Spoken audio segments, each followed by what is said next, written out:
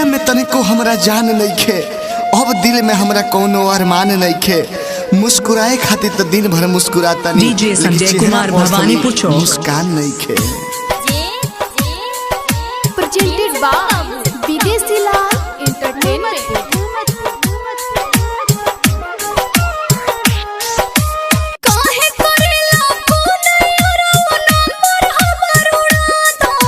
अरे हर जाई, तू वादा कइले रहलू कि ससुरा में जाएब तो वही तरह के बुलाएब और फोन से बतियाएब। DJ Sanjay Kumar Bhawanipur Chowk.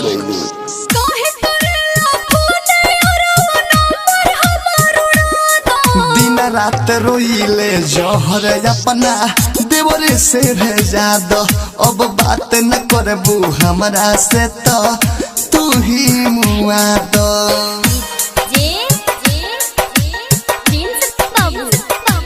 DJ Sanjay Kumar Bhawanipur Chowk. Presented by Videshi Lal entertainment recording studio Jadavpur. जान जाई मोर भतरा जानू मार के हमके मुआ दे हो। जन्म जन्म के कहल वादा कैसे आज भुला दी हो। क्रिया खा के कहो तानी फोन करबो त मर जाइबो। तोहरा कुछु डीजे संजय कुमार भवानीपुर चौक। कुछु कर जाइबो। हो गइल शादी सुनो यारो हमरा के तू भुला दा।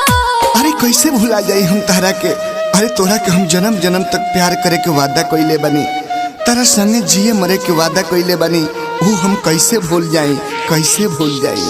हो गइल शादी सुनो यारो हमरा के तू भुला दा।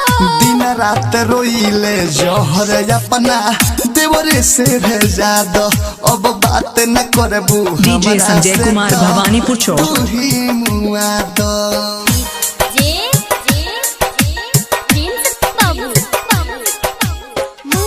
प्रेजेंटेड बाय रिकॉर्डिंग विदेशी लाल जादू एंटरटेनमेंट।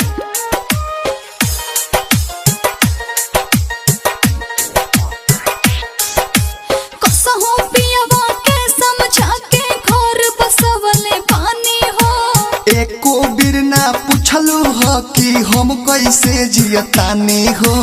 तू हो अपन घर बसाला हमरो के अब जिए दो। दुर्गेश बेदर्दी से जहर भेजा दो। जहर अब तो पिए दो। याद विदेशी कसहो अपना दिलवा के समझा दो। डीजे संजय कुमार भवानीपुर चौक। दिन रात रोइले जहर अपना देवरे से भेजा दो।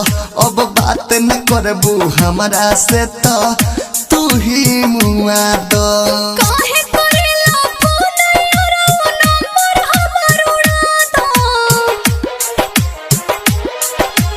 काहे करेला फोन यारो नंबर हमर उड़ा दो। दिन रात रोइले जहर अपना देवरे से भेजा दो। अब बात न करबू हमरा से डीजे संजय कुमार भवानीपुर चौक। मुआ दो। Balaji recording studio Jadav.